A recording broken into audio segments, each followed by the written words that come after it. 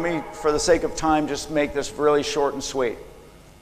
Simply stated, CIOs and information technology experts need to focus on the I in IT, not the T. Right? If your whole reason for being is being... We're listening to John McHugh, Vice President and Chief Marketing Officer of Brocade, speaking at NetEvents 2011 APAC Press Summit in Langkawi, Malaysia. The theme is virtualization and the cloud, and John is presenting his visionary roadmap for the future of cloud computing.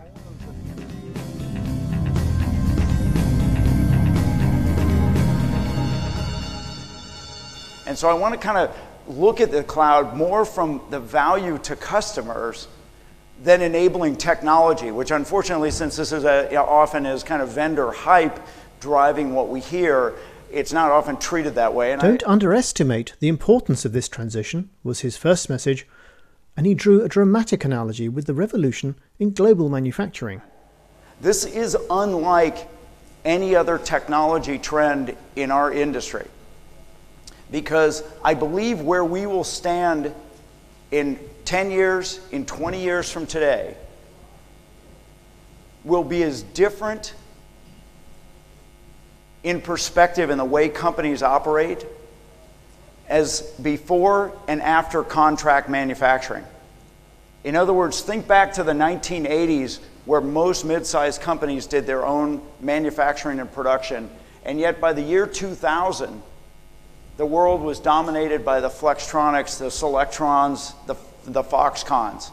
And these companies defined new standards for quality and for efficiency, and hence the manufacturing function in companies changed between the late 80s and the year 2000.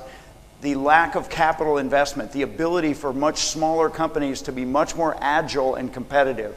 The same is going to happen in information technology. It's going to change the CIO's role, or at least precisely define what the CIO should be focused on, and change the whole way that IT is done in our industry.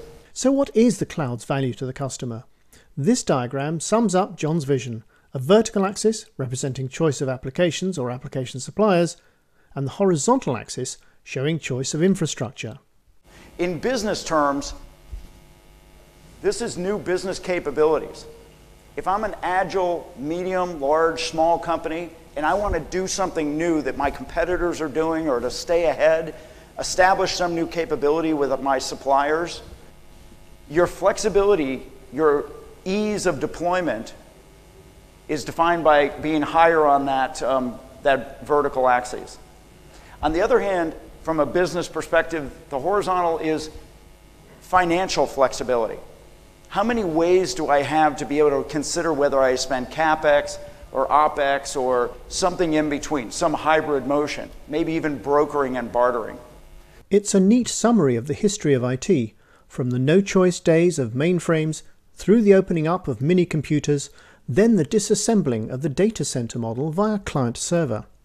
Today's utility computing model lets you buy processing power for the best price as needed, and open source adds some choice of applications. Beyond the dotted line lies our future in the cloud. But beware that top left option, the cloud in a box, as John explains. The cloud in a box is literally a step back from an IT standpoint. Restrictive cloud architectures, which say you use this operating system, this server, and this storage, are not buying any value for customers at all. Yes, it simplifies deployment, but no customer truly uses the cloud architecture or is going to want that model. So if the cloud in a box is a backward step, then what's the way forward? Taking the Gartner Group terminology, it starts with server virtualization, goes to distributed virtualization, private cloud, hybrid cloud, then a fully transactable public cloud. A key factor in this process lies in the move from the tree structure of traditional Ethernet networks towards an open, multi-connected, flat architecture or fabric, the very opposite of cloud in a box. A fabric is going to define the way data center networks are done by and large over the next 5 years. So why are fabrics powerful? Because they're flat. Everything that's connected to a fabric in the ideal sense is connected directly to everything else, so they're incredibly low latency. The best fabrics in the world, everything is active. So traffic can scale the amount of performance it needs from one place to another place. And so inherently, this is a perfect fit for the deployment of virtualization. But we really believe that this is going to absolutely change the topology, both inside of data centers, but interestingly enough, when you connect one data center to another data center. Because remember, in the cloud, the whole network is a data center. So you need the same level of quality from one side of your data center to the other as you have from one side of town to another. We now can do distributed virtualization. With fabrics, I now can move an application not just around within a server, but to any server anywhere in my fabric. But the next step is how you connect physically distributed data centers together. Getting to these private clouds. This is where terminology starts becoming very cranky, and people have different views about what the definition of the difference between public and private and hybrid clouds are. Think of a hybrid cloud as a way to create a private cloud. In other words, one where you own both ends, but you do it using public resources. And kind of the last transition from hybrid cloud, you can go out and say, I need to run this Oracle database, and I don't want to run it on my physical server. I want to have a disaster recovery, and I want to move it into somebody else's data center. And I can do that before this afternoon, and I can feel secure about it. I can feel I meet governmental regulation, and my chief security officer is not going to freak out, feeling we have to test this. I put this 20 years out. I put this nearly 20 years out to get to the point where you can have turnkey, new tier one business models that exist in a distributed, virtualized environment. I believe choice and agility are the two business values that are going to drive the next wave of adoption. Not new technology, not faster performance and things like that. Choice and business agility are going to be what people look for when they figure out what their IT strategy should be. With these concluding words from John McHugh, he is joined on stage by analyst Jayesh Ishwaramoni, Vice President ICT Practice Frost & Sullivan, for the Q&A session. Topics covered included security, standards, the impact on IT departments, and overall IT spending. Virtualization and the cloud mean far less hardware. So how will this hit vendors? One of my best examples would be working at HP back in the early 80s when laser printers used to be bigger than that table, and only the most exotic companies with a data center team to support it could afford it. And over the next 5 to 10 years, the evolution of that technology went to the point where literally everyone could afford it.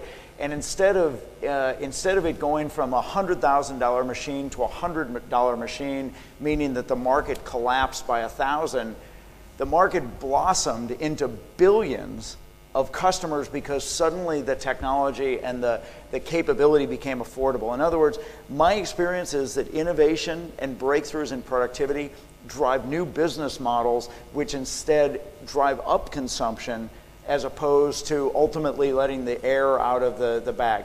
The fact of the matter is, most people need to build launching pads to the cloud before they get there. And to build a launching pad means that they're going to refresh a lot of their infrastructure. So I believe we're going to see one of the biggest technology build-outs in the last decade occur over the next 5 to 10 years. And the impact on service providers? The service provider ecosystem is quite fascinating now. And if I go back to my analogy of manufacturing, contract manufacturing, what's kind of happened is there's some boutique manufacturers today that do customized and very specialized, and then there's one or two giant mega providers. I don't think the same is going to happen on service provider. Service providers from small regionals are embracing data center deployments, all the way up to the AT&T and Verizons of the world are also looking at this and recognizing this is one of their key service capabilities. So this is fascinating to be an adoption trend, which is going from so-called smallest businesses in a sector to the very largest, and they're moving very uniformly. Appropriately for the APAC conference, there was an in-depth discussion of the impact across the region, a very diverse region, as John points out. Anyone who looks at Asia Pacific, any more so than looking at Europe, as a homogenous whole doesn't understand the region at all. The difference between business in China, business in Australia, New Zealand, and India is night and day. To get the full story, you can download John's presentation slides, as well as the complete transcript, keynote speech plus Q&A from the NetEvents website at www.netevents.org.